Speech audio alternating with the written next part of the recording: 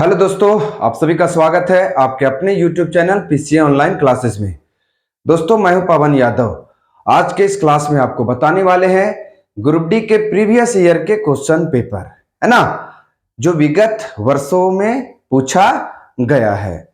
चलिए, तो ज्यादा समय ना गवाते हुए हम लोग उन प्रश्नों को देखते हैं जो बहुत ही शानदार, जानदार, जबरदस्त हैं। चलिएगा।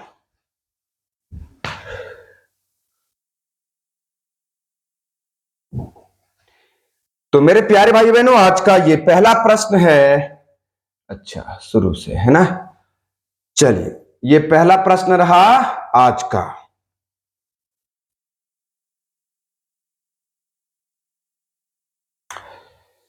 मेरे प्यारे भाई बहनों, आज का पहला प्रश्न है, संगम साहित्य की रचना किस शास्त्रीय भाषा में हुई थी? पहला ऑप्शन है संस्कृत में, ओडिया में, मलयालम में या तमिल में। तो इसका सही जवाब होगा कि संगम साहित्य की रचना जो है वो किस भाषा में हुई? तमिल भाषा में हुई थी, है ना। तमिल भाषा में हुई थी। संगम साहित्य में ऐतिहासिक युग के प्रारंभ में, ऐतिहासिक युग के प्रारंभ में दक्षिण भारत के इतिहास का वर्णन है। दक्षिण भारत के इतिहास का वर्णन है ना। मतलब मेरे प्यारे भाई बहनों, संगम साहित्य में दक्षिण भारत के इतिहास के बारे में विस्तृत चर्चा मिलती है ना। दक्षिण भारत ये वाले क्षेत्र के बारे में चर्चा मिलता है ना। उसके साथ साथ संगम साहित्य की जो रचना है, संगम साहित्य की रचना उस टाइम दक्षिण भारत में चोल, चेर और पांडे का शासन था, है ना। चोल, चेर और पांडे का शासन था। जिस टाइम संगम साहित्य, संगम ग्रंथ का रचना किया जा रहा था, उस टाइम दक्षिण भारत में तीन वंश शासन कर रहे थे। पहला कौन है भाई? चोल, दूसरा चेर और तीसरा पांडे, है ना। चलिए, प्रश्न संख्या 2 की ओर चलते हैं हम लोग। अगला प्रश्न है मेरे प्यारे भाई बहनों, इनमें से कौन सा शब्द सामान्यतः एक बौद्ध मठ को संदर्भित करता है जिसमें बौद्ध भिक्षु रहा करते हैं? पहला है विहार, स्तूप, चैत्य या गृह। तो इसका सही जवाब होगा विहार। जहां बौद्ध भिक्षु रहते हैं उसे कहा जाता है विहार। क्या कहा जाता है? विहार। 2 का आंसर क्या आ जाएगा? ए, है ना। और स्तूप किसे कहा जाता है भाई? तो मिट्टी के ढेर को स्तूप कहा जाता है, जिसका आकार जो है वो इस प्रकार में होता है, ठीक है ना। चैत्य किसे कहते हैं रे भाई? तो चैत्य बोलते हैं पूजा स्थल को। किसको बोलते हैं? चैत्य बोला जाता है पूजा स्थल को। और गिरा का मतलब घर, है ना। चलिएगा मेरे प्यारे भाई बहनों, आगे प्रश्न संख्या 3 की ओर चलते हैं। प्राचीन भारतीय महाकाव्य सबसे लंबे महाकाव्य के रूप में जाना जाता है और इसे अब तक लिखे गए सबसे लंबे महाकाव्य के रूप में वर्णित किया जाता है। तो मेरे प्यारे भाई बहनों, कौन होगा इसमें? ऑप्शन रामायण, भगवत गीता, महाभारत या बुद्ध चरित। तो इसका सही जवाब होगा कि सबसे लंबा महाकाव्य कौन? महाभारत है ना। महाभारत, जिसमें कितने पर्व की चर्चा की गई है भाई? 18, है ना। इसके रचयिता कौन है? वेद व्यास हैं। कौन है? वेद व्यास, है ना। वहीं अगर बुद्ध चरित्र की रचयिता की बात करेंगे तो कौन है? अश्वघोष है। कौन? अश्वघोष। बुद्ध चरित्र नामक पुस्तक के रचयिता कौन है? अश्वघोष हैं। महाभारत के रचयिता कौन है? वेद व्यास। भगवत गीता किससे संबंधित है भाई? तो महाभारत से ही है। और रामायण के रचयिता कौन है? महर्षि वाल्मीकि, है ना। कौन है? महर्षि वाल्मीकि। चलिएगा, आगे बढ़ा जाए। महाभारत को जय संहिता भी कहा जाता है, याद रखेंगे। महाभारत को क्या बोलते हैं? जय संहिता भी कहा जाता है। चलिएगा आगे, क्वेश्चन नंबर 4, है ना। क्वेश्चन नंबर 4 को देखते हैं। निम्न में से कौन सा भारत में स्थित एक बौद्ध मंदिर है? निम्न में से कौन भारत में स्थित एक बौद्ध मंदिर है? पहला भाई गोरखनाथ मंदिर, दूसरा विश्वनाथ मंदिर, तीसरा महाबोधि मंदिर और चौथा निधिवन मंदिर। क्या जवाब होगा रे रसगुल्ला? तो इसका सही जवाब होगा महाबोधि मंदिर, है ना। महाबोधि मंदिर जो कहां पर है भाई? महाबोधि मंदिर कहां है? तो बोध गया बिहार में है।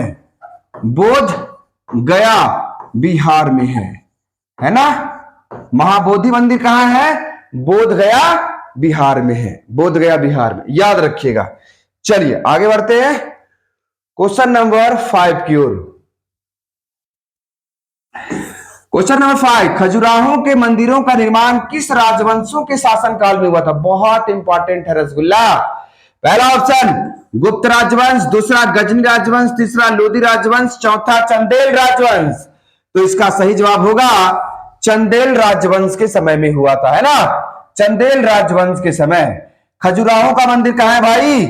तो एमपी के छतरपुर में है। एमपी के छतरपुर में है। छतरपुर, है ना। कब इसका निर्माण किया गया? तो 10वीं 12वीं शताब्दी में किया गया। 10वीं 12वीं शताब्दी में इसका निर्माण किया गया है ना। चलिएगा आगे चलते हैं। Question number 6। क्वेश्चन नंबर 6 कहता है त्रिपिटक इनमें से किस धर्म का पवित्र ग्रंथ है? पहला जैन धर्म, बौद्ध धर्म, पारसी धर्म, सिख धर्म। कब पूछा गया? 20/9/2022 को पहली पाली में पूछा गया है। तो इसका सही जवाब होगा बौद्ध धर्म, है ना।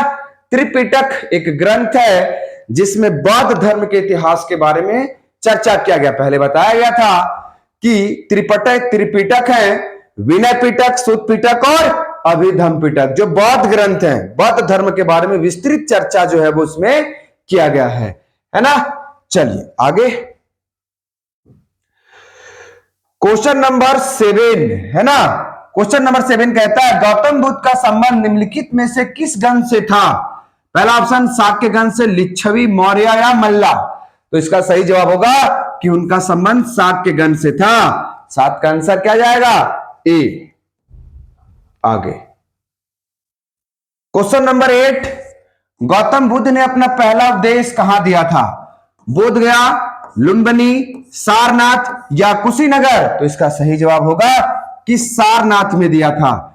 सारनाथ या आप कह सकते हैं ऋषिपत्तनम। ऋषिपत्तनम में, है ना। ऋषिपत्तनम में कह सकते हैं। सर्वाधिक उपदेश कहां दिया भाई? सर्वाधिक उपदेश, सर्वाधिक उपदेश तो ये कहां दिए थे? सर्वाधिक उपदेश श्रावस्ती में। कहां? श्रावस्ती में, है ना। चलिएगा आगे क्वेश्चन नंबर 9वां, गौतम बुद्ध को ज्ञान की प्राप्ति निम्नलिखित में से किस शहर में हुई थी? कौशाम्बी, बोध गया, सांची या लुम्बिनी में। तो इसका सही जवाब होगा बोध गया में इनको ज्ञान की प्राप्ति होती है। क्वेश्चन नंबर 10, क्वेश्चन नंबर 10, निम्नलिखित में से कौन सा बौद्ध धर्म से संबंधित एक पवित्र ग्रंथ है? पहला तनख, आगम, हदीस या त्रिपिटक। त्रिपिटक। तो मेरे प्यारे भाई बहनों इसका सही जवाब होगा त्रिपिटक। 10 का ऑप्शन नंबर डी। चलिए क्वेश्चन नंबर 11, निम्नलिखित में से किसे इस्लाम धर्म का संस्थापक माना जाता है? पैगंबर यूसुफ को, पैगंबर ना, पैगंबर मोहम्मद या पैगंबर अब्राहम। तो मेरे प्यारे भाई बहनों पैगंबर मोहम्मद को इस्लाम धर्म का संस्थापक माना जाता है ना। चलिएगा आगे बढ़ा जाए। क्वेश्चन नंबर 12, पैगंबर मोहम्मद के कथनों या दैनिक शिक्षाओं को उनकी मृत्यु के बाद उनके अनुयायियों द्वारा संकलित किया गया है और उसे कहा गया शरिया, कुरान, सुन्नी या हदीस। तो इसका सही जवाब होना चाहिए हदीस, है ना। चलिएगा क्वेश्चन नंबर 13, इस्लाम में किसी व्यक्ति द्वारा प्रतिवर्ष कमाए जाने वाले कुल धन के उस हिस्से को कहा जाता है जिसे वह धर्मार्थ व्यय करता है? पहला इजरा, मुद्रबा, मुसक्का या जका। इसका सही जवाब होगा ज़कात, है ना। चलिए आगे बढ़ा जाए। मेरे प्यारे भाई बहनों, अगला क्वेश्चन है क्वेश्चन नंबर 14। रमजान या रमजान इस्लामी कैलेंडर का महीना है और इस दुनिया भर के मुसलमानों द्वारा इसे उपवास के महीने के रूप में मनाया जाता है। पहला, 9वां, 6वां, 7वां या 8वां? इसका सही जवाब होगा 9वां, है ना। चलिए आगे क्वेश्चन नंबर 15। गुरु पर्व सिख धर्म के सबसे पवित्र त्योहारों में से एक है। यह इनमें से किसकी जयंती के उपलक्ष्य में मनाया जाता है? पहला, गुरु गोविंद सिंह, गुरु नानक देव, गुरु तेग बहादुर या गुरु अमरदास? तो इसका सही जवाब होगा गुरु नानक देव, है ना। सिखों के प्रथम गुरु हैं, है ना। सिखों के प्रथम गुरु हैं। उसके साथ सिख धर्म में 10 गुरु हुए हैं। कितने गुरु? 10 गुरु हुए हैं सिख धर्म में, याद रखना है। चलिएगा क्वेश्चन नंबर 16। सिख धर्म के लिए सामाजिक सुधार आंदोलन, निरंकारी आंदोलन के संस्थापक कौन थे? बाबा दयालदास, बाबा गुरमीत देव, बाबा सोहन सिंह, बाबा बालक सिंह? तो इसका सही जवाब होगा बाबा दयाल सिंह, है ना। बाबा दयाल सिंह, है ना। तो निरंकारी आंदोलन की स्थापना 1551 में किया गया था। कब किया गया था? 1551 में, है ना। चलिएगा थोड़ा सा यहां गड़बड़ हो गया, 1851 में होगा इसका जवाब, है ना। चलिए आगे क्वेश्चन नंबर 17। Question number 17। निम्नलिखित में से कौन सा शहर मुगल साम्राज्य द्वारा नियोजित पहला शहर था? पहला, दिल्ली, फतेहपुर सिकरी, इस्लामाबाद या आगरा? तो इसका सही जवाब क्या जाएगा? फतेहपुर सिकरी, है ना। फतेहपुर सिकरी। कौन निर्माण करवाया इसका? निर्माण तो अकबर ने करवाया था। किसने करवाया था? अकबर ने। चलिए आगे बढ़ते हैं। Question number 18। निम्नलिखित में से कौन सा शहर मुगल साम्राज्य द्वारा नियोजित पहला शहर था? फतेहपुर सिकरी। चलिए क्वेश्चन नंबर 19। वेंकटेश्वर, जिन्हें वेंकटाचलपति, श्रीनिवास और बालाजी के नाम से भी जाना जाता है, हिंदू भगवान का एक रूप है। पहला ऑप्शन शिव, हनुमान, विष्णु मंदिर आंध्र प्रदेश के तिरुपति जिले में या ब्रह्मा? इसका सही जवाब होगा विष्णु मंदिर है, आंध्र प्रदेश के तिरुपति जिले में है। किस पहाड़ी पे है भाई? तो तिरुपति पहाड़ी पर है। तिरुपति पहाड़ी पर है ना। तिरुपति पहाड़ी पर है ना। इस मंदिर को कलयुग का बैकुंठ कहा जाता है। कलयुग का बैकुंठ कहा जाता है इस मंदिर को, है ना। कलयुग का बैकुंठ कहा जाता है। कलयुग का बैकुंठ। इस मंदिर का निर्माण द्रविड़ शैली में किया गया है। द्रविड़ शैली में। मेरे प्यारे भाई बहनों, है ना, भारत के ये जो दक्षिण भारत के जो मंदिर है ना, इन मंदिरों का निर्माण मुख्यतः द्रविड़ शैली में किया जाता है। किस शैली में? द्रविड़ शैली में। याद रखेंगे, दक्षिण भारत के अधिकतर मंदिर जो आपको मिलेंगे वो द्रविड़ शैली में मिलेंगे। तो मेरे प्यारे भाई बहनों, ये बहुत ही शानदार जानदार प्रश्न थे, प्रीवियस ईयर क्वेश्चन, है ना। तो पुनः मिलते हैं हम लोग एक बेहतरीन क्लास के साथ। तब तक के लिए आप सभी को जय हिंद, जय भारत।